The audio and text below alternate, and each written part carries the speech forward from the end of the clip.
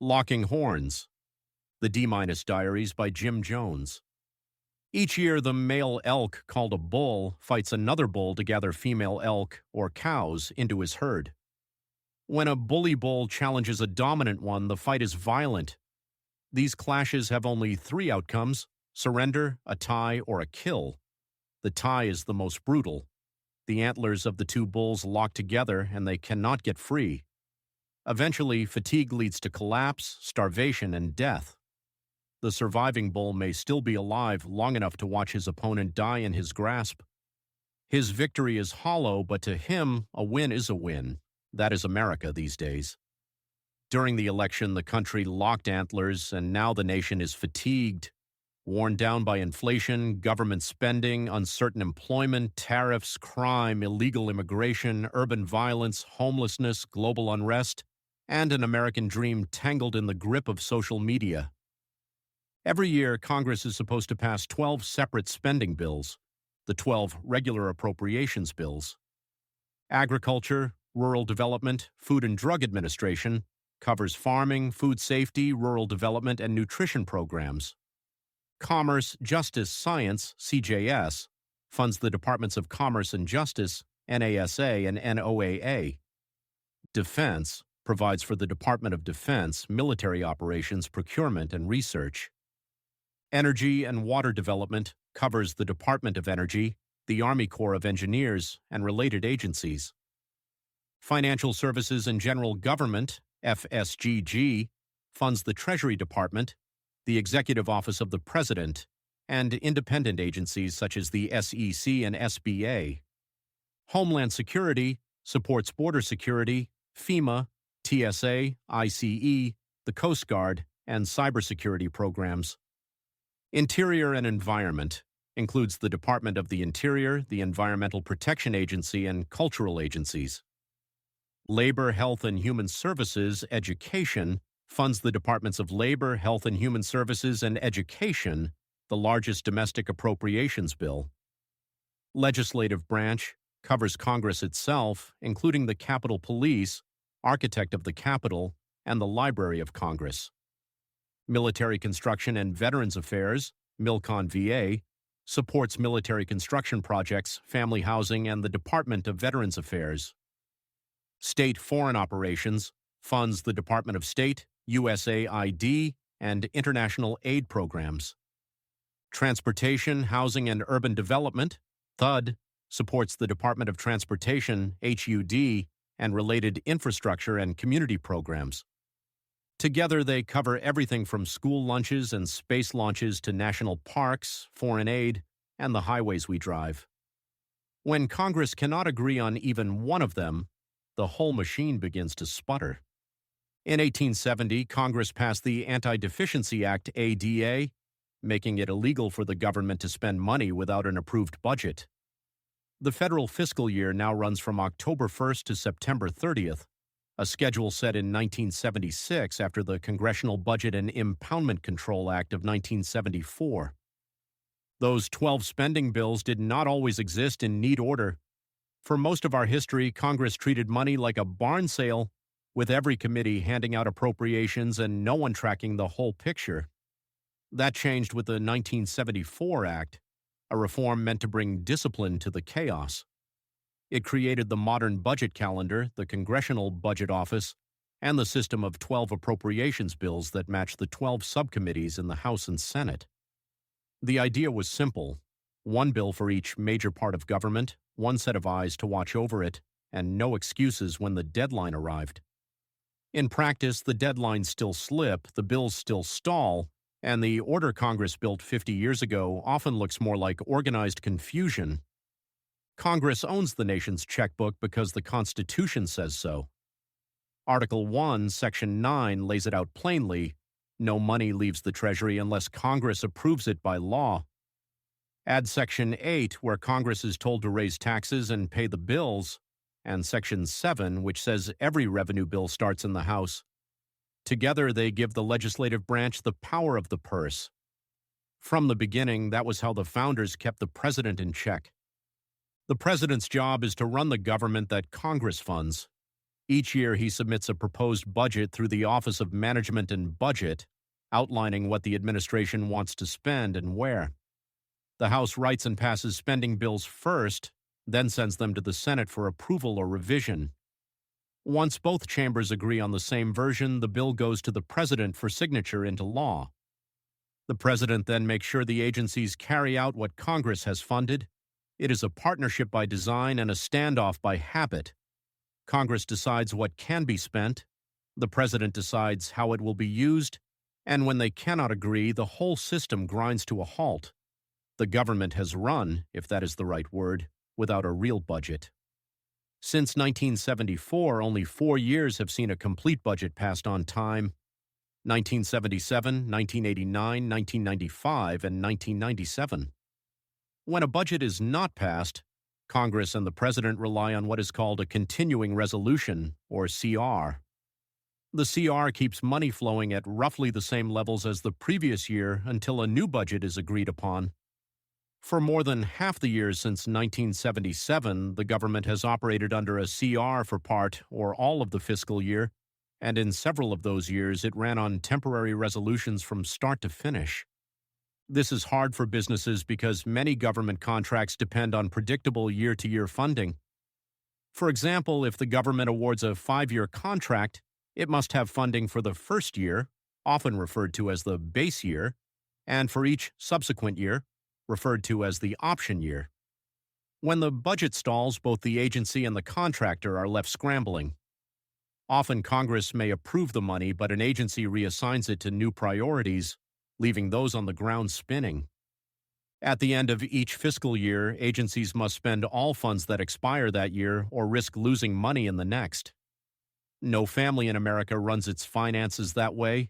No one empties their savings on September 30th and starts over on October 1st. The result is waste and inefficiency. There is no incentive to save because the money must be spent, driving the country deeper into debt. The current shutdown began because Congress could not agree on a funding plan for the new fiscal year. In September, the House of Representatives passed a continuing resolution to keep the government running. The vote was close, 217 to 212, with 216 Republicans voting for it, 2 Republicans voting against it, and no Democrats supporting it. The bill went to the Senate, where it needed 60 votes to move forward. Several votes were held, but each one fell short. Most Senate Republicans supported the House bill, but nearly all Senate Democrats opposed it, arguing that it did not include enough funding for health care subsidies and foreign aid, which would have turned the resolution from a simple stopgap measure into a new appropriation bill. At this point, it is fair to say that almost every Republican in Congress has voted to keep the government open under the proposed CR, while most Democrats in the Senate have refused to pass it in its current form. The result is a stalemate. Because the Senate cannot reach the 60-vote threshold to move forward, the government remains shut down and agencies continue operating under limited or suspended funding. It is also fair to say that the president is not the main cause of the shutdown. The problem sits squarely in Congress, where the House and Senate have passed or blocked different versions of the same bill. The president cannot spend money without a law from Congress, and he cannot sign a bill that never reaches his desk. Until both chambers agree, the government stays stuck in neutral. The stalemate is creating a major disruption for everyone.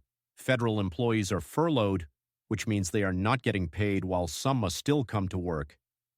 The military and Coast Guard, which falls under Homeland Security, still report for duty, but the administration has reallocated funds to cover pay temporarily, raising legal and political questions. The needy are now being hit the hardest. This weekend, about 41 million people are estimated not to receive their Supplemental Nutrition Assistance Program, SNAP benefits for food. This includes 22,000 active duty troops, 1.2 million veterans, and federal workers who are already without a paycheck for October and possibly will not get back paid. Social media posts claiming that 80% of those who receive SNAP are in the country illegally are both confusing and misleading. That number comes from mixed status families, where a U.S.-born child qualifies even though a parent may not. In such cases, the benefit is issued only to eligible family members, not the entire household. What this really means is that when a society relies on the government to feed it, that same government can also starve it. The Democrats want the House to continue the Affordable Care Act, Obamacare supplements, which were passed 15 years ago and are set to expire this year. At the time, opponents argued that the government could not afford the program, which led to the fifth longest shutdown in history. Without that supplement, those on the program will see their out-of-pocket costs rise between 14 and 18% next year. In the meantime, this continuing resolution has turned nearly everyone into pawns in a political standoff with no real movement in sight. The second and third order effects of the next month are not yet known, but they will create hardships. Those furloughed still have to pay for gas, food, rent, and childcare. Those already in need will need more. The GDP will take a hit. Crime will rise. On the other hand, family and friends will lean on one another. Our little baby souls will be filled with prayers and curses while the elk lock horns in the name of their political party. Like the mighty bull elk, both sides of the political aisle are locked in place with their beliefs. Leaders, workers, and citizens alike are caught in a struggle that could end with no true winner.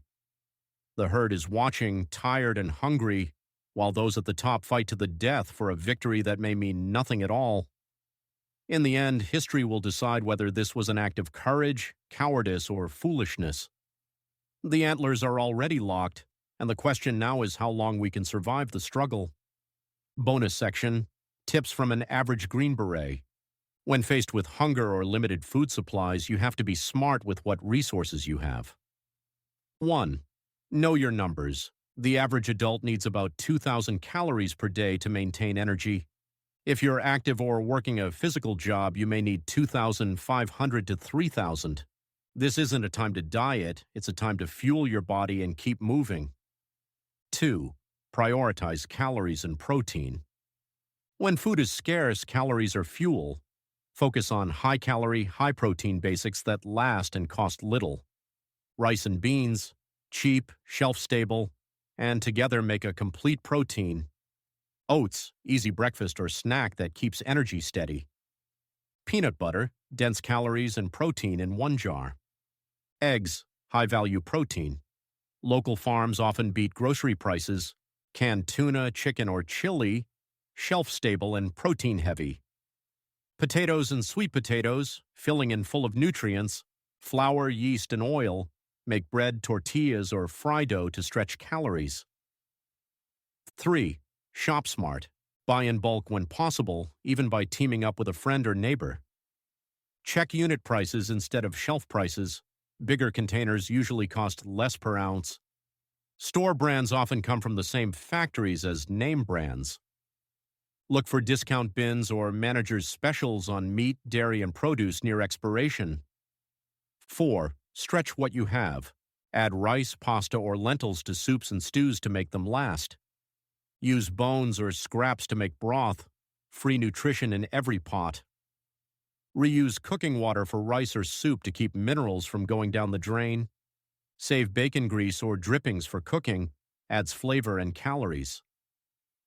5. Simple meals that work. Field stew. 1 can of beans plus 1 can of mixed vegetables plus rice or pasta plus seasoning. Poor man's protein. Bowl cooked rice plus peanut butter plus a spoon of jelly or honey. Odd but effective. Omelet in a mug. 2 eggs, a splash of milk or water, leftovers if you have them. Microwave 90 seconds. 6. Stay hydrated. Drink water often. Dehydration causes fatigue, headaches, and poor judgment. Add a pinch of salt and sugar to water for a homemade electrolyte drink. Avoid energy drinks and soda. They drain more than they give. 7. Find help and community. Food pantries often restock midweek, not just on weekends. Churches, veteran groups, and community centers may offer emergency food networks. WICN Meals on Wheels programs may still operate even during a SNAP delay. Ask around. Neighbors helping neighbors still works. Trade time, labor, or supplies instead of cash. Final thought. You don't have to be a Green Beret to survive tough times, but you do have to think like one. adapt, prioritize, and never stop moving forward. If this shutdown has touched your life, I'd like to hear from you. How is it affecting you or those around you? Share your thoughts in the comments below. Please like, subscribe, and share. Jim D-Minus Jones.